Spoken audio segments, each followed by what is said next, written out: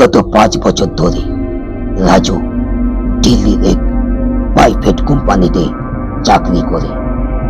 কিছুদিন কাজ ছুটি নিয়ে রাজু তার নিজের গ্রামের বাড়িতে চলে আসে। কিছুদিন পর তার সব থেকে কাছের বন্ধু রবির কথা মনে পড়ে। তাই রাজু রবির সঙ্গে দেখা করার জন্য গাড়ি নিয়ে বেরিয়ে পড়ে। রাজু গিয়ে যা দেখে, রবি একটি অন্ধকার ঘরের কোণে মাথা নিচু করে বসে আছে, আর কি যেন একা একা নিজে নিজে বলে চলেছে।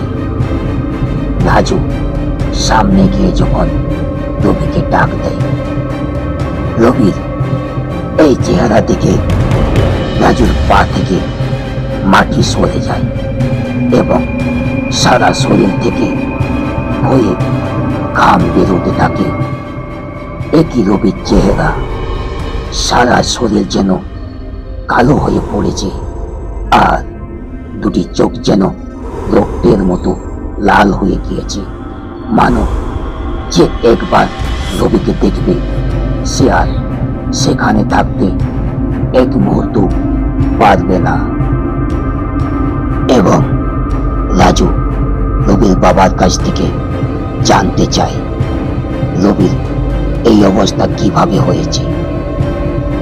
তো বন্ধুরা, এইরকম ভূতুড়ে কাহিনীটি দেখার জন্য আমাদের 1919 টিভি বাংলা চ্যানেলটিকে অবশ্যই সাবস্ক্রাইব করুন এবং পাশে থাকা বেল আইকনটি দাবিয়ে দিন, যাতে পরবর্তী ভিডিওর নোটিফিকেশন যেন সর্বপ্রথম আপনার কাছে পৌঁছে যায়। রবি নাকি তার ভবিষ্যতে কি আছে তা জানার জন্য একদিন রাত্রি 3টার সময় বাড়ি থেকে একটি চিরুনি, একটি লাল রুমাল নিয়ে সোজা চৌরাস্তার মোড়ে চলে যায় এবং সেখানে গিয়ে ভবিষ্যৎকে জানার জন্য জাপানিদের নিয়ম অনুসারে জাপানের বিখ্যাত অশুভ শক্তিকে সুজিওরাকে নিয়ম অনুসারে ডাকতে থাকে। সুজিওরা, সুজিওরা,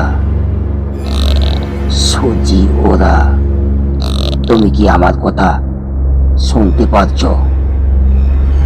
3বার বলে রবি নিয়ম অনুসারে রুমালটি দিয়ে মুখটা বেঁধে নেয়, কারণ জাপানিদের মধ্যে যখন সুজিওরা আসে তোমার সঙ্গে কথা বলবে তখন মুখ দেখানো যাবে না, দেখলেই বিপদ।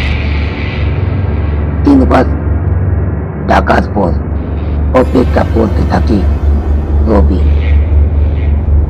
হঠাৎ এমন সময় প্রচন্ড জোরে জোরে বাতাস বইতে থাকে, আর সামনের ল্যাম্পপোস্টটি দুম করে মাটিতে পড়ে যায়।